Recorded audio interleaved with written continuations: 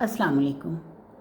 दुनिया की मशहूर फ़ैशन डिज़ाइनर मुसन्निफ़ क्रिस्टा रोड्रिग्स कैंसर में मुब्तला हो गई और उसने एक तहरीर लिखी और उसके इंतकाल से पहले ये तहरीर जो है वो वहाँ के अखबारों में शाया हो गई थी।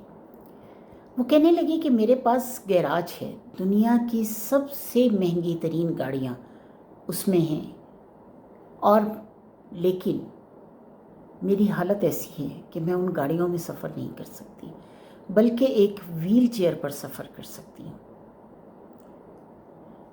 मेरा घर हर तरह के डिज़ाइनर कपड़ों से, जूतों से, कीमती सामान से भरा हुआ है, लेकिन मेरा जिस्म जो है वो हस्पताल की फराहम करदा जो एक चादर है उसमें लिपटा हुआ है।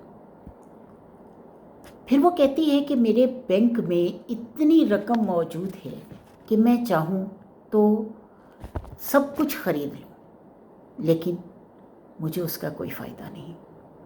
वो कहने लगी, मेरा घर एक महल की तरह है, लेकिन मैं हस्पताल के एक बिस्तर में पड़ी हूँ।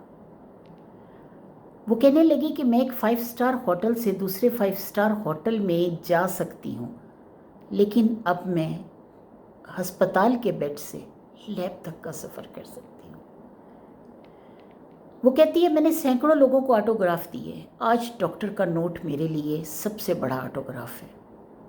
वो कहने लगी, मेरे बालों को सजाने के लिए मेरे पास 7 ब्यूटिशियंस आती थी जो सिर्फ मेरे बालों को यानी हेयर स्टाइल मेरे बनाती थी, लेकिन आज मेरे सर पर एक बाल नहीं है। निजी जेट पर वो कहती है, मैं जहाँ चाहती हूँ उड़ सकती हूँ, जहाँ चाहती हूँ जा सकती हूँ, लेकिन अब मुझे अस्पताल के बरामदे में जाने की जब हाजत होती है तो 2 अफराद मुझे व्हीलचेयर पर लेकर जाते हैं, मैं खुद से नहीं चल सकती।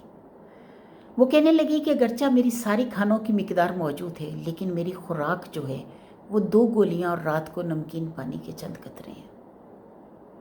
ये घर, ये कार, ये जेट, ये फर्नीचर, बहुत सारे बैंक अकाउंट्स, बहुत सारी साख, शोहरत, इज्जत मेरी किसी काम की नहीं। इसमें से कोई भी चीज़ मुझे फ़ायदा नहीं पहुंचा सकती।